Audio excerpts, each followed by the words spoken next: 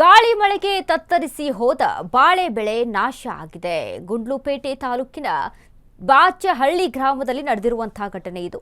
4 ಎಕರೆ ಪ್ರದೇಶದಲ್ಲಿ ಬೆಳೆದಿದ್ದಂತಹ ಬಾಳೆ ಫಸಲು ಗಾಳಿ ಮಳೆಗೆ ತತ್ತರಿಸಿ ಹೋದ ಬಾಳೆ ಬೆಳೆ ನಾಶ. ಗುಂಡ್ಲುಪೇಟೆ ತಾಲೂಕಿನ ಬಾಚಹಳ್ಳಿ ಗ್ರಾಮದಲ್ಲಿ ಘಟನೆ. 4 ಎಕರೆ ಪ್ರದೇಶದಲ್ಲಿ ಬೆಳೆದಿದ್ದ ಬಾಳೆ ಫಸಲು ಮಳೆಯ ಅವಾಂತರದಿಂದ ಲಕ್ಷಾಂತರ ರೂಪಾಯಿ ನಷ್ಟ. ಬೆಳೆ ಕಳೆದುಕೊಂಡು ಸಂಕಷ್ಟದಲ್ಲಿರುವ ರೈತ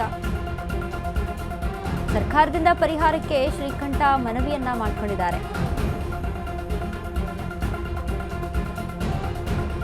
ಭಾರಿ ಪ್ರಮಾಣದ ಗಾಳಿ ಮಳೆಯಿಂದ ಬೆಳೆದಿರುವಂತಹ ಬೆಳೆಗಳು ಇಲ್ಲಿ ನಾಶ ಆಗಿ ಹೋಗ್ತಾ ಇದ್ದಾವೆ. ರೈತರಿಗೆ ಯಾವ ರೀತಿಯಾಗಿ ಸಂಕಷ್ಟವನ್ನ ಅನುಭವಿಸ್ತಾ ಇದ್ದಾರೆ ಅಂತಂದ್ರೆ, ಬಾಳೆ ಅದನ್ನ 6 ಮಂತ್ಗೊಂದ್ಸತಿ ಅದರಲ್ಲಿ ಫಸಲನ್ನ ತೆಗೆದುಕೊಳ್ತಾರೆ.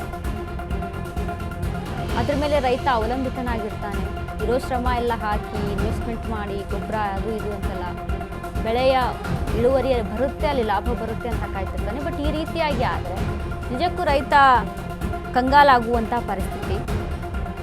ಗುಂಡ್ಲುಪೇಟೆ ತಾಲೂಕಿನ ಚಾಚಹಳ್ಳಿ ಗ್ರಾಮದಲ್ಲಿ ನಡೆದಿರುವಂಥ ಘಟನೆ ಇದೆ. 4 ಎಕರೆ ಅಂತ ಅಂದರೆ ಸಾಮಾನ್ಯನ 4 ಎಕರೆಯಲ್ಲಿ ಬಾಳೆ ಫಸಲನ್ನ ಬೆಳೆದಿದ್ರು.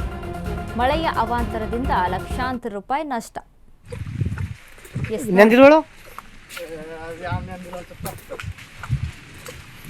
ಪೂರ್ತಿ ಕಟಾವಟ್ ಆಗತ್ತ ಬಿಡೇ ನೋಡ್ದಪ್ಪ.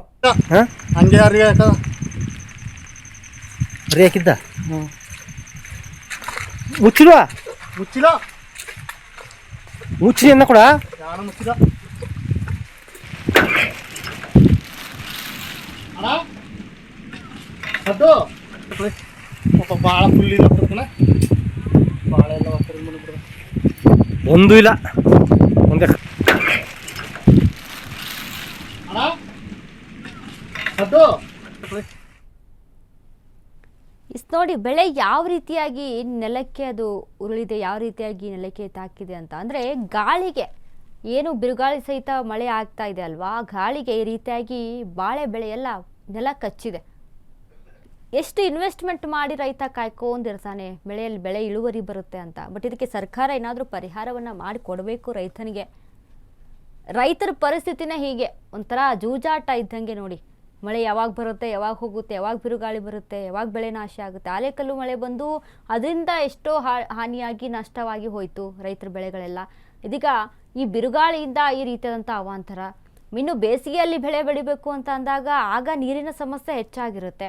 ಬೋರ್ವೆಲ್ ಇದೆ ಅಂತ ಅಂದರೂ ಬೋರ್ವೆಲ್ಗೆ ನೀರು ಬೇಕಂದ್ರೆ ಮಳೆ ಆಗಬೇಕು. ಎಲ್ಲ ಒಂದಕ್ಕೊಂದು ಲಿಂಕ್. ಈ ರೀತಿಯಾಗಿ ಪ್ರಕೃತಿಯ ವಿಕೋಪದಿಂದ ರೈತ ಎಷ್ಟು ಕಂಗಾಲಾಗಿ ಹೋಗ್ತಾನೆ, ಎಷ್ಟು ಕಷ್ಟಗಳನ್ನು ಅನುಭವಿಸ್ತಾನೆ ಅಂತ ಅಂದರೆ ನಿಜಕ್ಕೂ ಸಹಿತ ರೈತನಿಗೆ ಒಂದು ಹ್ಯಾಟ್ಸಾಪ್ ಹೇಳಬೇಕು. ಅಂಥ ಒಂದು ಸಿಚುವೇಶನಲ್ಲೂ ಕೂಡ ಬೆಳೆಯನ್ನು ಬೆಳೆದು ಇಡೀ ಒಂದು ದೇಶಕ್ಕೆ ಅನ್ನವನ್ನು ಕೊಡ್ತಾನೆ. ಬಟ್ ಅನ್ನದಾತನಿಗೆ ಇಲ್ಲಿ ನೆರವಿಲ್ಲದ ರೀತಿಯಲ್ಲಿ ಆಗ್ಬಿಟ್ಟಿದೆ. ಬಟ್ ಸರ್ಕಾರ ಇತ್ತ ಗಮನಿಸಬೇಕು, ದಯವಿಟ್ಟು ಗಮನಿಸಿ ಪರಿಹಾರವನ್ನು ಒದಗಿಸಿಕೊಡುವಂಥ ಕೆಲಸ ಮಾಡಿ.